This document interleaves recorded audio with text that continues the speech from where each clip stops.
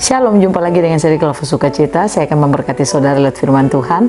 Namun sebelumnya mari kita berdoa. Bapa, kami bersyukur Engkau terus memberi firman-Mu bagi kami. Roh Kudus tolong kami agar kami mampu menangkap suara Tuhan bagi kami. Amin. Bagian firman Tuhan dalam kitab 1 Korintus pasal 15 ayat 57 sampai ayat yang ke-58. Demikian bunyi firman Tuhan. Tetapi syukur kepada Allah yang telah memberikan kepada kita kemenangan, Yesus Kristus Tuhan kita. Karena itu saudara-saudaraku yang kekasih, berdirilah teguh, jangan goyah, dan giatlah selalu dalam pekerjaan Tuhan. Sebab kamu tahu bahwa dalam persekutuan dengan Tuhan, jerih payahmu tidak sia-sia. Demikian jauh bacaan firman Tuhan.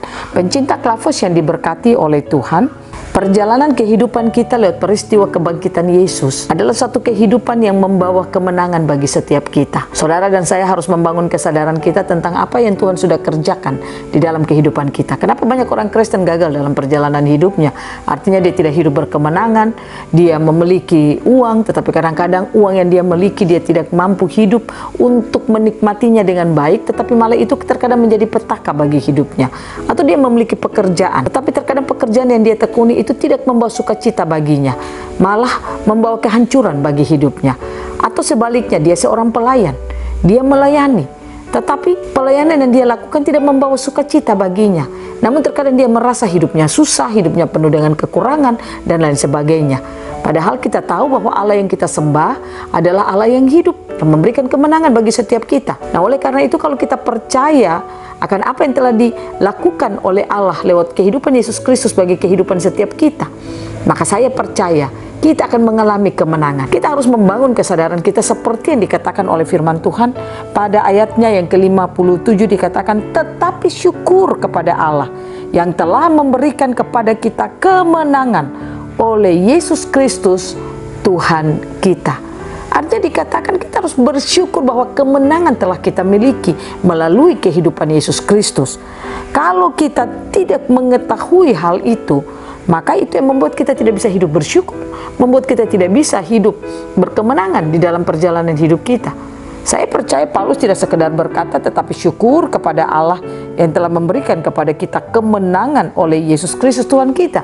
Tetapi apa yang dia katakan sudah pasti itu yang dia tahu, yang dia telah tersingkap. Makanya dia katakan bersyukur karena Allah sudah melakukan atau memberikan kemenangan bagi kita melalui Yesus Kristus. Tugas saudara dan saya percaya saja kepada apa yang telah Yesus berikan bagi kita. Ayatnya yang ke-58 katakan, karena itu saudara-saudaraku yang kekasih, berdirilah teguh, jangan goyah, dan giatlah selalu dalam pekerjaan Tuhan. Sebab kamu tahu bahwa dalam persekutuan dengan Tuhan, jerih payahmu tidak akan sia-sia.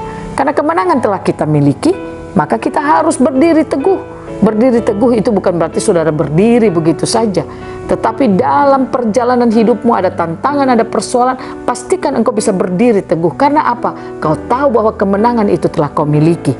Dan dikatakan jangan goyah. Jangan pernah kita mau digoyahkan oleh apapun juga.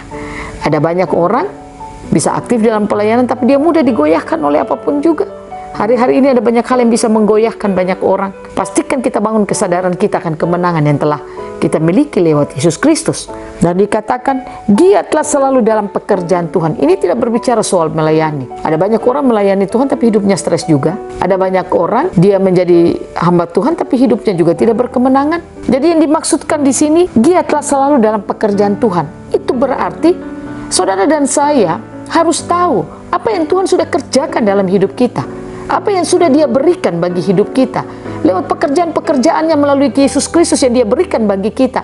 Itu kalau tersingkap bagi setiap kita, maka saya percaya saudara dan saya akan terus ada di sana, berjalan di sana. Ada banyak orang Yesus sudah mengerjakan banyak hal dalam hidupnya, tapi hari-harinya dia hanya berpikir tentang sakit hati, bagaimana mengampuni orang, bagaimana supaya dia bisa menyelesaikan dendamnya, bagaimana supaya dia tidak sakit hati.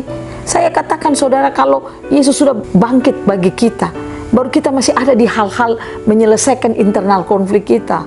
Wow, itu berarti kita tidak tahu pekerjaan Tuhan dalam hidup kita. Pastikan kita tahu pekerjaan Tuhan dalam hidup kita, supaya kita bertolak dari apa yang Tuhan sudah kerjakan bagi kita.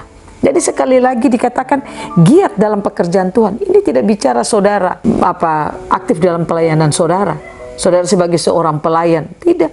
Tetapi ini berbicara tentang apa yang kau tahu tentang pekerjaan Tuhan yang telah Dia kerjakan dalam hidupmu, sehingga kita bertolak menjalani hari-hari hidup kita dari situ. Sehingga dikatakan kalau kita bertolak dari apa yang Tuhan sudah kerjakan bagi hidup kita, dikatakan dalam persekutuan dengan Tuhan jerih payahmu tidak sia-sia. Artinya apa yang kita lakukan, apa yang kita kerjakan, itu semuanya tidak sia-sia, akan membawa hasil. Artinya ini tidak berbicara saudara akan jadi orang kaya raya, saudara akan punya banyak harta, tidak. Tetapi ini berbicara bahwa engkau akan mengalami perjalanan kehidupan yang tidak sia-sia. Engkau akan punya kemenangan, engkau akan punya sukacita, engkau akan punya damai sejahtera. Ada tantangan, engkau mampu untuk melewatinya. Ada kekurangan, engkau mampu untuk mencukupinya. Ada kebutuhan, engkau mampu untuk menutupi kecukupan itu. Nah, ini yang membuat saudara dan saya akan menjalani perjalanan yang tidak sia-sia. Sehingga perjalanan hidup kita itu akan terus mampu mengucap syukur pada Tuhan. Nah, oleh karena itu saudara, belajarlah lewat bagian kebenaran firman Tuhan ini. Saudara harus tahu apa yang sudah Dia kerjakan dalam hidupmu. Artinya apa yang Allah sudah kerjakan dalam hidup saudara dan saya. Dikatakan bersyukur kepada Allah karena kemenangan telah Dia lakukan melalui Yesus Kristus Tuhan kita. Tuhan Yesus menolong kita, memampukan kita untuk senantiasa hidup berkemenangan dalam Tuhan. Amin. Mari kita berdoa. Terima kasih Bapa. Beri kami terus kesadaran bahwa Engkau sudah mengerjakan pekerjaan-pekerjaan-Mu yang luar biasa dalam hidup kami. Sehingga lewat perjalanan hidup kami akan berjalan, kami akan hidup seperti apa yang telah Kau kerjakan dalam hidup kami. Amin. Shalom, Tuhan berkati kita semua.